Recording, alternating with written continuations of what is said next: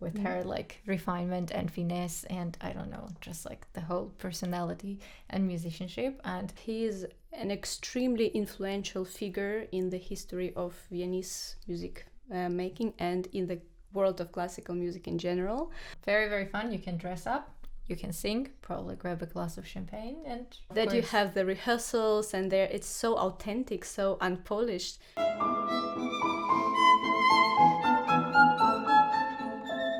Hello and welcome back to, dare I say, the second season of What's on Vienna, your immersive guide into sometimes overwhelming world of classical music and arts events in the city.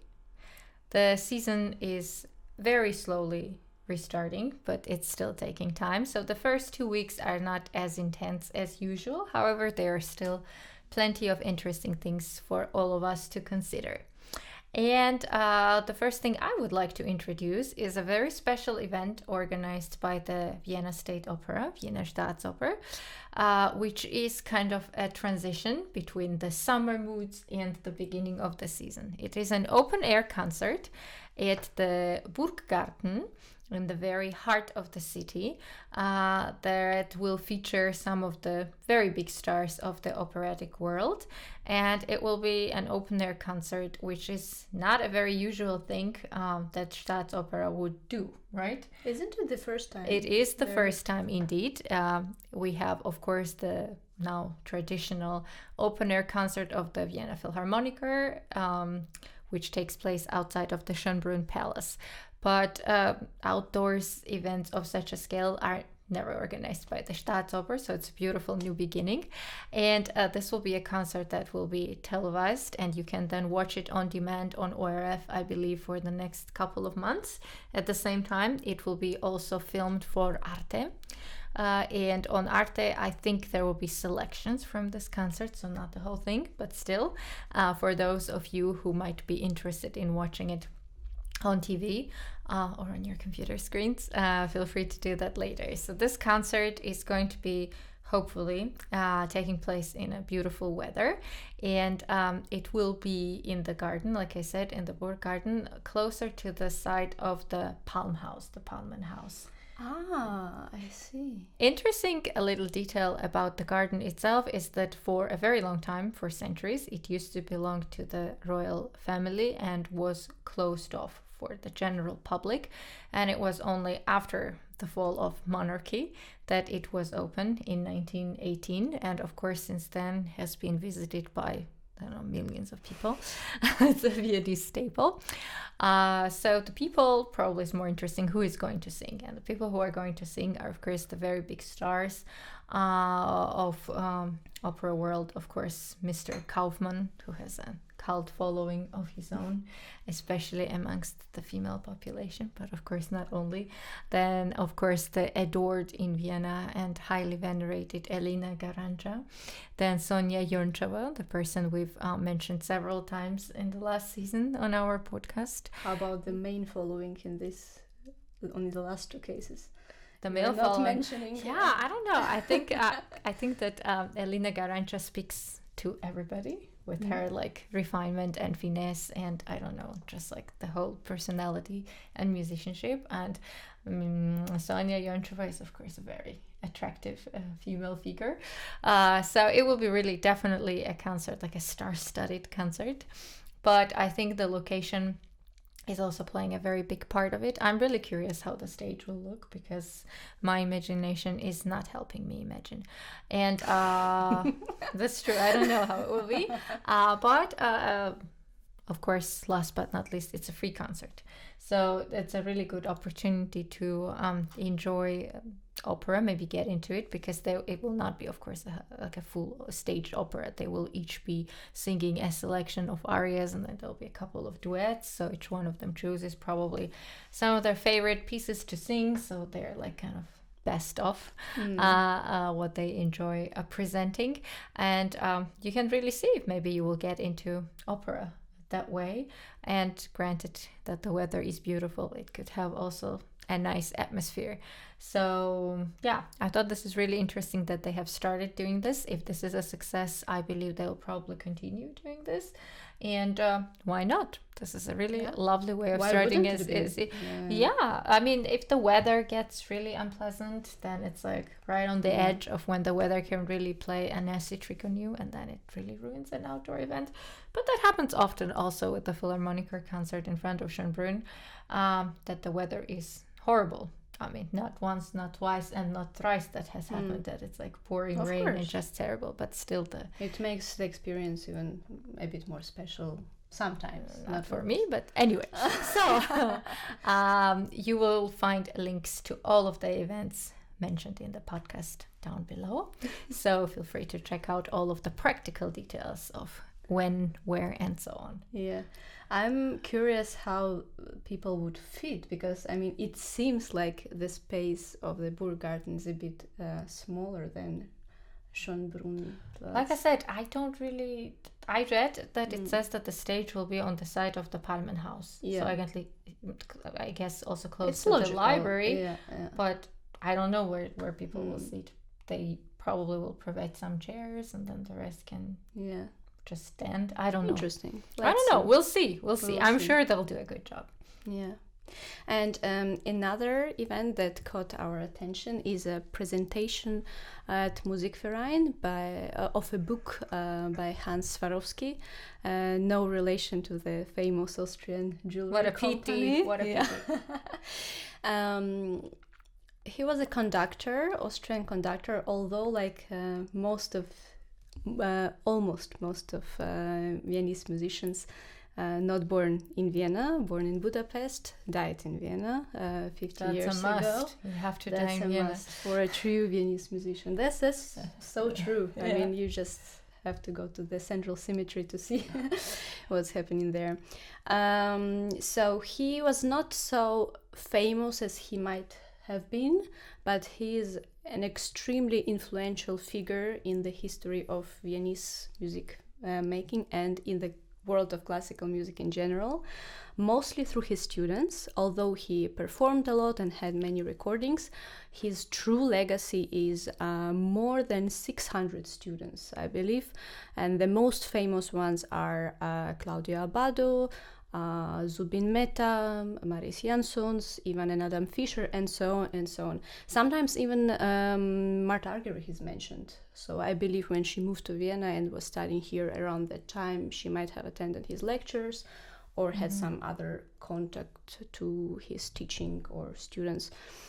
So very, very possible. And he himself studied with Schoenberg, Webern, Busoni. He was a very close friend and associate of Richard Strauss. He helped him write some texts for his operas. Also, there are two famous, well-known names that are part of his story, of his life story. One is not very well documented, but he claimed he studied with Sigmund Freud, which is very possible, and Hans Swarowsky was fascinated by psychology, psychoanalysis and visual arts, and he studied both at Vienna University, that we know for sure, but if he had some kind of professional contact with Sigmund Freud is not clear. But the second name is Renoir, which is more possible because his father, Hans Swarowsky's father, was a well-established banker and art collector and art lover. They traveled a lot, and they traveled to France, and they visited Renoir's atelier. And supposedly he painted the portrait of a very young Hans Swarowsky, and he had this memory that it was a big influence, this kind of experience of transformation him into the artwork. Mm-hmm. And in general, in his teaching, he talks a lot about visual art and many other art forms and the relation between the art forms. He compares the sculptures of Michelangelo to Beethoven symphonies or paintings by Tizian. And in general, he values a lot the analytical analysis of musical works, architecture.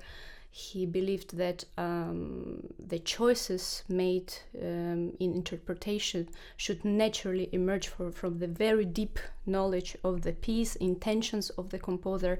He was really against of all this like kind of showman things and ego in conducting, and of course in interpretation of musicians, but pro authentic, real, honest emotion and expressivity with extreme precision.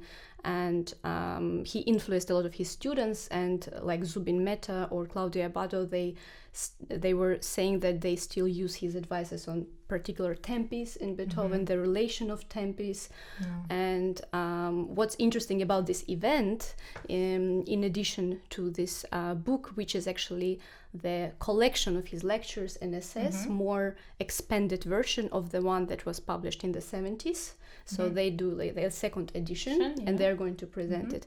That Zubin Mehta is going to be one of the presenters, and he's in his 90s, I guess, and he always talks a lot about Hans Swarowsky, how influential he was, how he helped him not just musically, but also he would, for example, finance renting of a hall in Musikverein for his concert. So really very inspirational figure, an important figure for Vienna. So and sometimes in addition to having like very flashy, very star kind of names of people, you have behind the scenes people that are maybe less known, although he was of course very well known in Vienna, but maybe less of a household name outside, who really truly create actually the whole behind the scenes that allows these superstars then to emerge and to shine and to become who they are. This is not very often that you come across people like that, and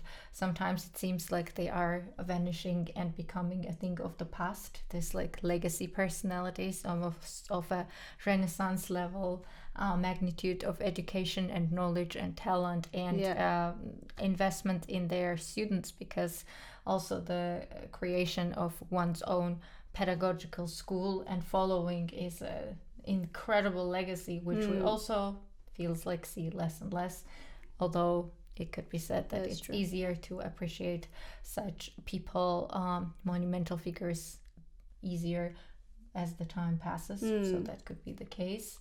I hope that is the case.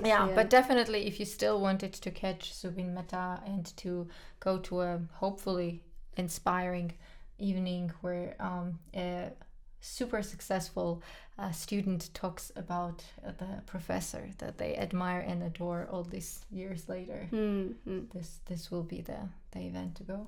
And he has a really interesting lifetime, because he was born in the end of 19th century. He died in 1975, I think, so it's exactly 50 years. And he went through the First World War. He was imprisoned in Italy. He learned the language there because he got in love there. So, I mean, it's just persona more than life, more than... The one question that I have, and probably is impossible to answer, is, did he become friends with the son of Renoir? Very good question. Famous movie director. That would be actually very likely. I don't know. But I don't know. We can research that. We will let you know. But anyway, what a person! What a monumental figure! Yeah, absolutely. Yeah. And I will, after this very intellectual, deep topic, jump in with a complete opposite, extremely non-intellectual, light but also very fun topic of the Fledermaus, or the Bat. The Strauss operetta, which is of course something that a lot of people like and love, but it's very light, it is very light music of very high quality, usually associated with New Year's, right? It's like a New Year's thing to watch the Bat. However, the Volksoper in Vienna is starting their season with a sing-along to the Fledermaus. Now, the way it's described on their website is that you do not have to sing unless you want to, so you can come and not sing. But if you do want to, then you're encouraged, but I believe not the whole thing. like select arias. I see. So there is a time and place. There is a time, there would be explanation, there will be text provided, of course, via subtitles. And they are also encouraging everyone to dress up in ball gowns, but then if you don't want to, you don't have to.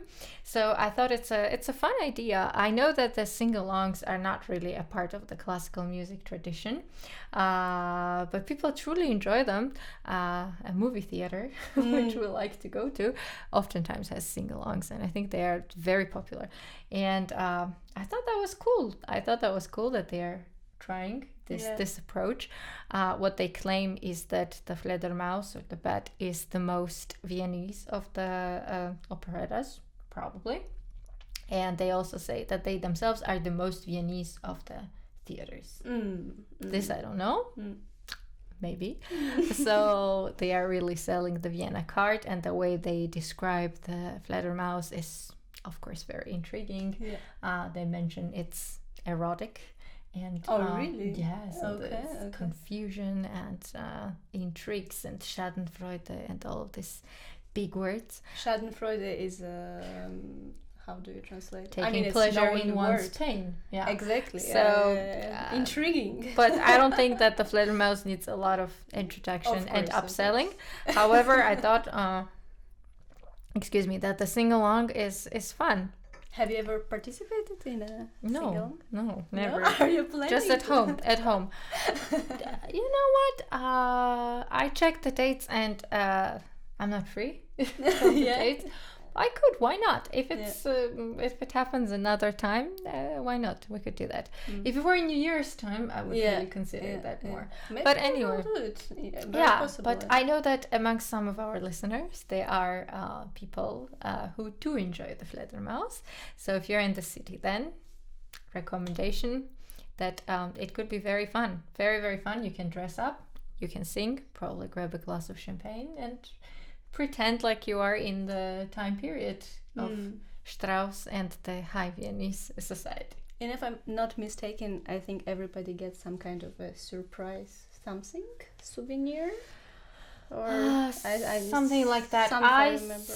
Might have misunderstood. I thought it's like maybe glass of a drink. I don't know. I'm not sure. We'll see. If you go, you can tell us. But it's definitely worth it. I think could be fun. Why not? Yeah, no, very interesting. And another interesting evening that you may attend is in concert house with Orchestra Wiener Akademie, led by Ilya Karol, and two actors, August Tirne and John Malkovich, the one and only. I'm not such a great fan that you have to look at me. I mean, I like Malkovich, but I'm not going to faint from excitement. No, I was somehow expecting you to faint. I like. But, so they're going to read a novel in letters by Catherine Cressman Taylor. It's a novel in letters. The name is Address Unknown. Okay. Although I think it's not sorry, not funny. The story is very dramatic, so it's not fun. So I think it's kind of not correct translation of a German word Adressat, unknown. So the person is kind of absent, and the author of this novel. It was very popular when it was published, but before it was published, it was not popular. Sorry, I have to stop. It was not. No, before it was published. Yeah. So the publisher and the husband advised her to use a nickname, because I will quote this beautiful phrase that where is this actually? Oh, I don't have it. That the work is so amazing that it's a pity to publish it under woman's name. So that was the reason. Wonderful, yeah. And she was published the whole her life under this Cressman Taylor, but she's Catherine. So the novel is letters between two friends, American-German friends, who had an art gallery in San Francisco, I believe. And don't one have of too many his spoilers. friends. I will not. And one of the two friends is moved to Germany with his family, and they are exchanging letters in the 1935, 1934. So the novel shows how friendship is influenced and affected by the uprising of Adolf Hitler and all this crazy anti-Semitism and everything. And so they're going to read these letters, and in between, the orchestra will perform different pieces by Johann Sebastian Bach. So this to be honest with you, I've attended similar setup evenings, and they were always terrible. Okay. And at times horrible, but I blame this. Oh, of course, the one I know. Which one? Not only the one you're thinking of, and I blame this on the actors. However, in the case of John Malkovich, I do have trust that it will be special and good. But like the people I will not say the names. We're not like really, of course, the magnitude and the level of Malkovich, but still not like some like random amateur readers.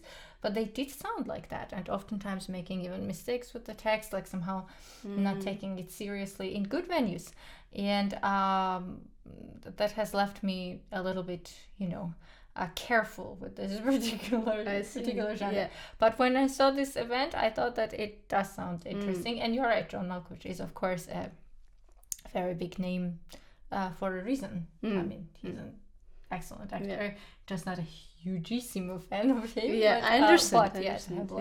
But I think you've seen him live, right? Or yeah. So this is not a first collaboration of this orchestra with John Malkovich.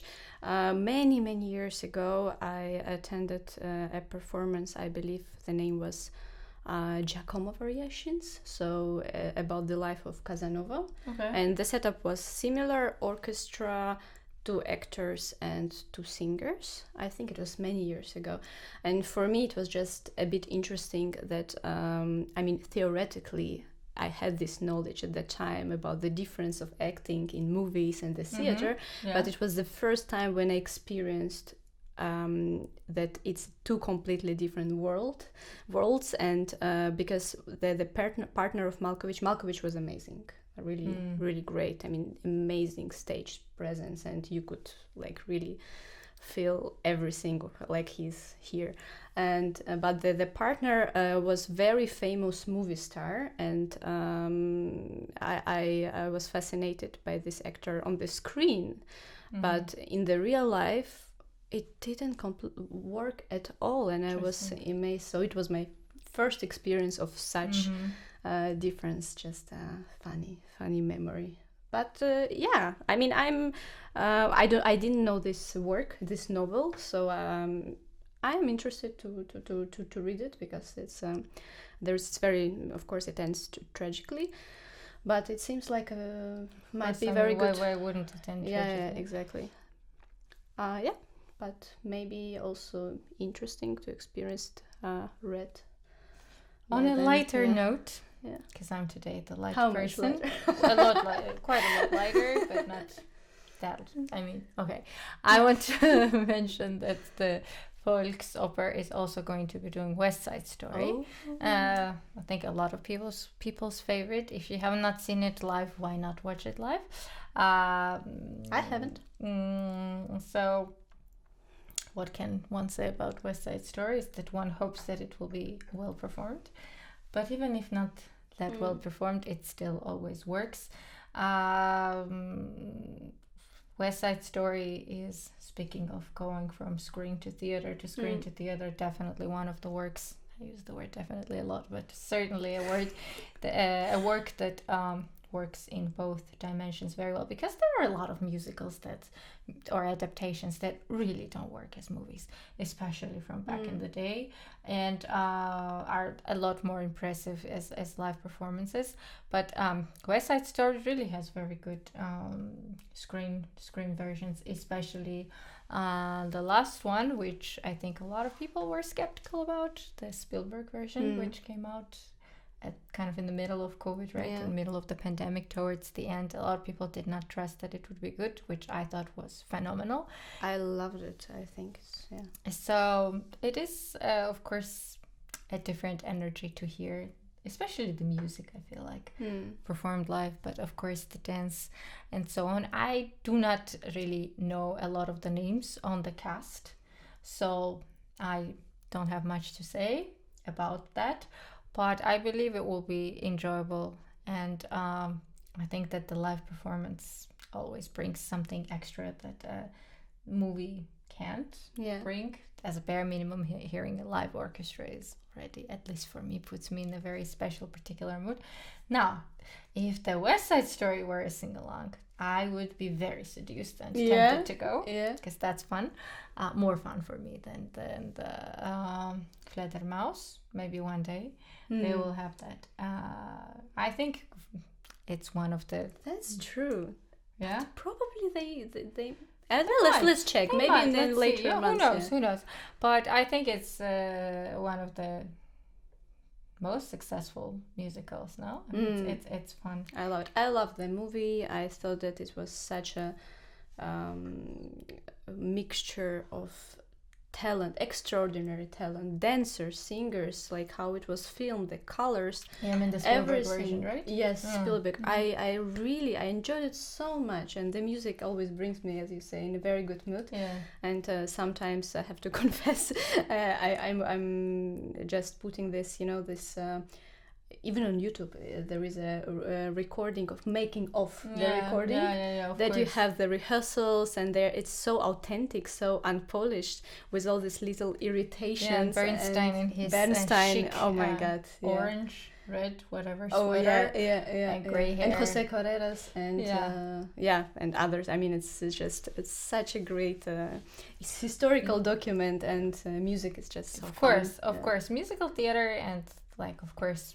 Broadway shows, operetta is a particular acquired taste. We already talked about that, but I think even for people who are not really huge into that, I would not say I'm huge into musicals. I think that still West Side Story works for everyone. Also, it's often performed without the staging, right? So you have the orchestral versions, you have instrumental versions, just like a suite, and it works always so beautifully, and people love it. And why not, right? Because the energy and the sparkle of the music is always there. So those are my recommendations today. All about singing and a lot about operetta. A nice way to start the new season, to start the fall, kind of get into it. Thank you for watching, for listening, and we will come back in 2 weeks. We are back to our 2 weeks period episodes, so comment, please like, subscribe, and see you soon. And if you see us at one of the events, feel free to come up and chat. Of course. Bye.